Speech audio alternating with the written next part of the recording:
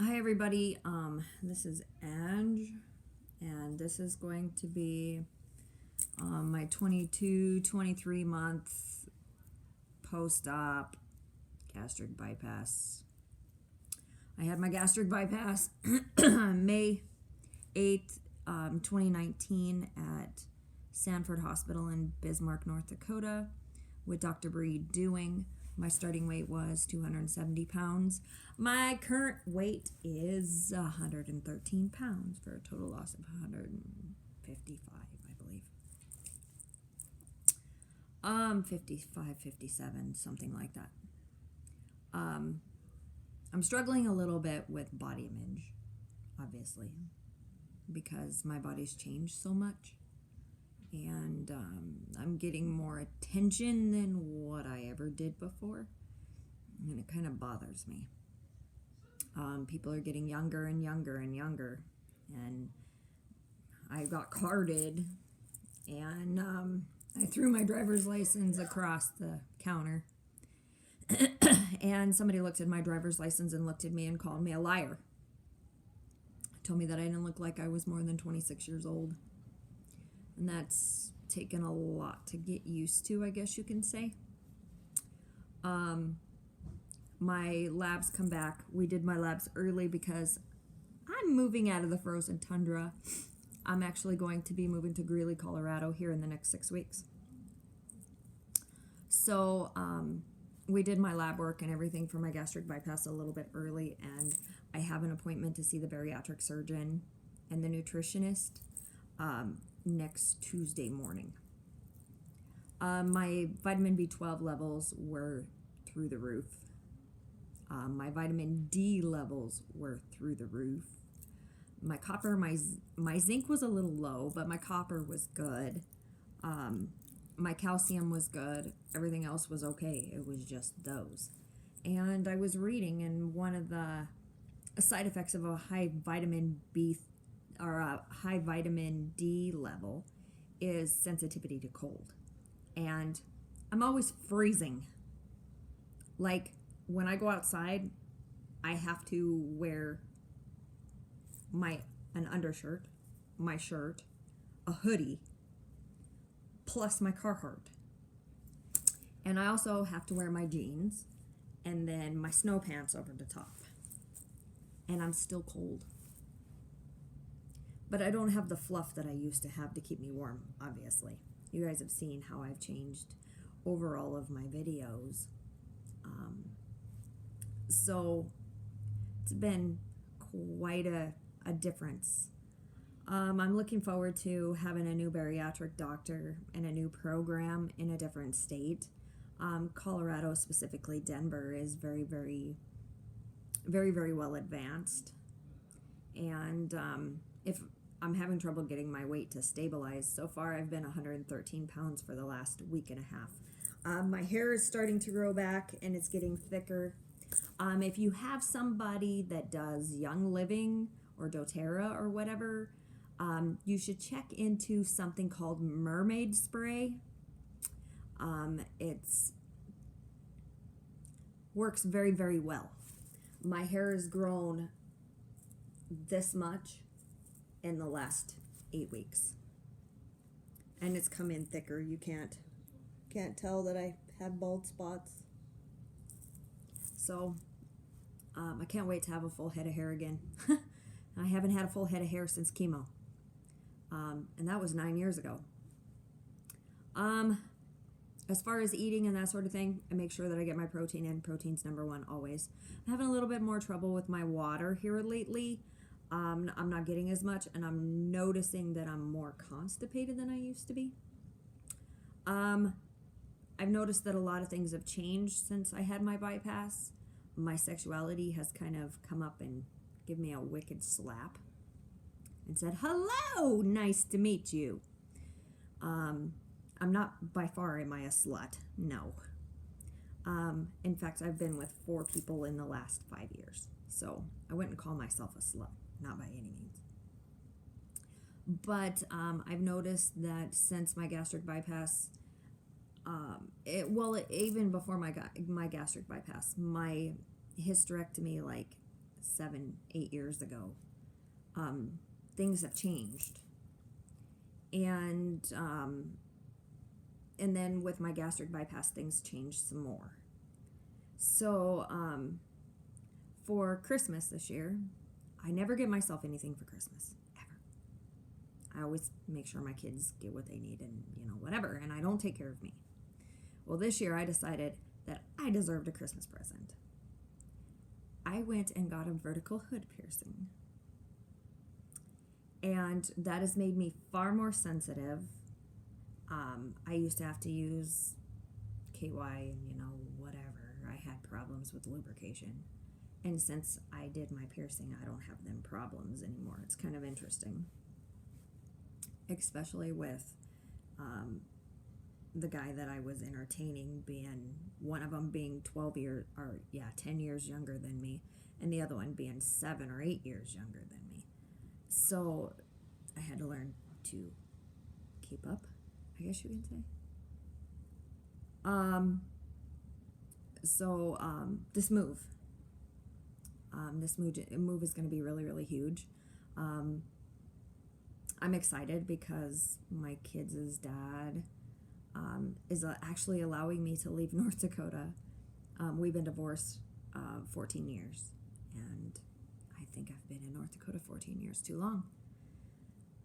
And it's time for me to go home and deal with my own life and some of the carnage that I left behind and get that absolution. Soul work is never for sissies, especially not this sissy. I married my wife. She proposed on Valentine's Day of 2019. In fact, she was the one that pushed for me to have my gastric bypass because my kidneys were dying. And I was looking at either a kidney transplant or a dialysis machine within a year. In fact, they wanted to put the port in for dialysis like within a couple of weeks. And I said, no, let me do this first. Let's try this first. And my gastric bypass worked for me. My kidney function is a 90%. I don't have any problems with my kidneys anymore at all. Versus the 42% it was when I decided to do the bypass. So my wife was like the big spur, and she poked me and she's like, you need to do this. It's going to change you. It's going to change the way you think. It's going to change the way you interact with people. It's going to change you. And I told her, I said, no, I'm stronger than that. I'm not going to allow it. And it done exactly that. It very much changed me, changed every part of me and who I am and how I react to things or don't,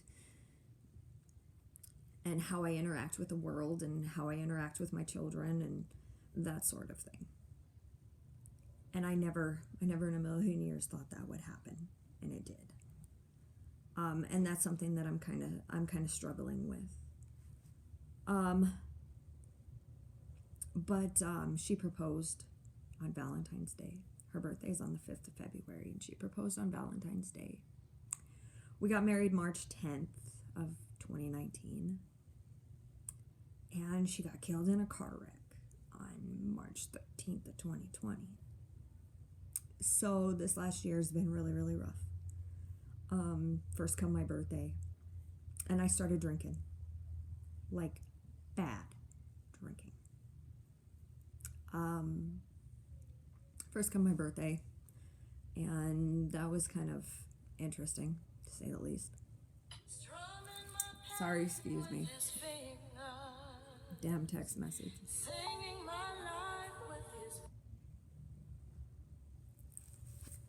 And anyway, then come Halloween, and that was one of her favorite holidays. Halloween really sucked. I got really, really drunk again. And then come Thanksgiving. Thanksgiving was the worst. I spent Thanksgiving drunk again. So drunk that I was dancing on a table in my kitchen. or in my dining room. And then during this time, I had met a really, really interesting man. That there was energy between us I've never felt before. I've never seen it before. I didn't even comprehend what the fuck that was. And he left right before Thanksgiving, and he was gone about a month. And then he come back, and he moved and loaded his stuff and left. And then come Christmas. Christmas was my wife's favorite holiday ever. She made sure that me and Chelsea and the kids had an amazing Christmas, always. That was her favorite time of the year. I mean, my house looked like the North Pole exploded because she loved Christmas so much. Everything had to be decorated. It's just who she was. And then come New Year's, and the only thing I wanted was my first kiss of the new year to be from my wife. Never thought she would be dead. You know, wanted everything the same as what it was before, and it just hasn't been. New Year's Eve, my daughter's father signed the papers for us to leave North Dakota, and that's what spurred everything going forward. And it's crazy how everything going forward and dealing with this move and this big, huge change has just fallen into place. I got a job. I talked to my sister-in-law, and she's like, "You're hired. Don't even look for a job anyplace else. I got you." And that's all I had. That's all she said. "I have you. Don't even look for a job someplace else because you're hired. We need to get you here, and we need to get you here now." And I'm like, whoa, pump the brakes. I got to find a place to live and all that stuff.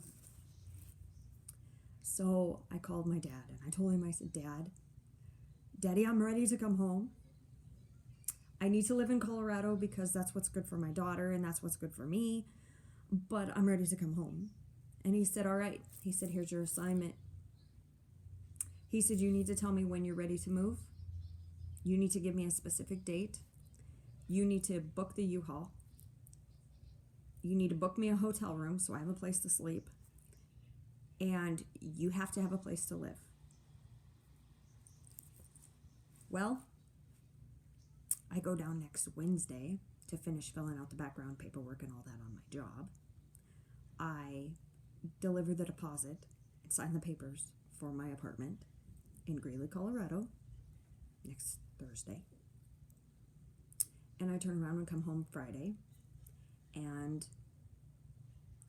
March 13th, my dad's going to be in town, and I pick up the U-Haul on the 1-year anniversary to the day my wife died. December 16th, I took her ashes out to the river, and I spread her ashes, and I had my last picnic with her. And never in a million years did I think on the 1-year anniversary to the day she left me, that I would be loading a U-Haul truck and finding a life without her. Making room for my new life without her. And I guess in a way I kind of did that when I moved into the apartment building that I live in now, because she died March 13th and I moved into this apartment building April 27th. So I kind of did anyway, but this is like a cross-country move. Uprooting my life from everything I've known for the last 20 years and rebuilding it someplace else. It just kind of feels odd. And right now I'm really regretting spreading her ashes because I can't take her with me. Even though she's kind of with me, she's not. And between me and this person, there's a connection there that I can't deny. I don't think he can deny it much either. But it is what it is, and we will see each other again. That I know for sure. We will run into each other again. I know that for sure. But it was a karmatic thing, I think. And it has to play itself out. I'm going to deal with my son's father.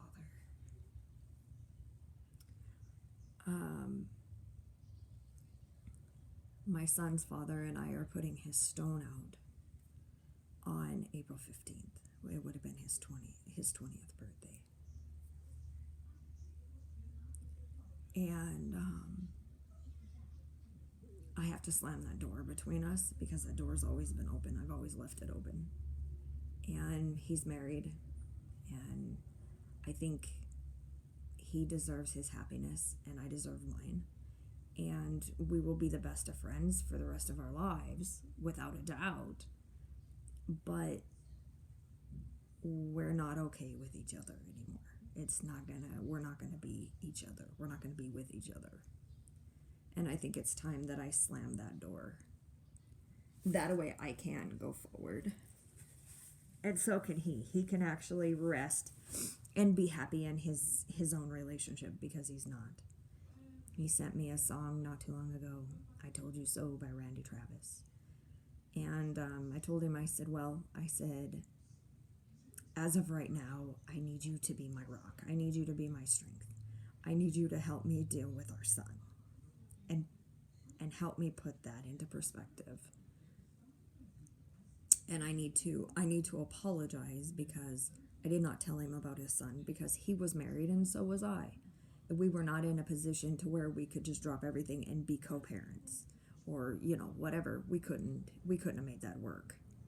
So I never told him until about the time my son would have been 16. Then I told him that my son was his, and that I lost my son at 5 months pregnant because my ex-husband was mean. And he was very, very angry. He was angry that I kept it from him all these years. And he was angry about a lot of things, and he has every right to be angry. I don't fault him for that. I would have been angry too if it was me. So I'm dealing with a lot, and I don't know how to make it better. I'm seeing a psychiatrist, and it helps that she's an intuitively guided psychiatrist.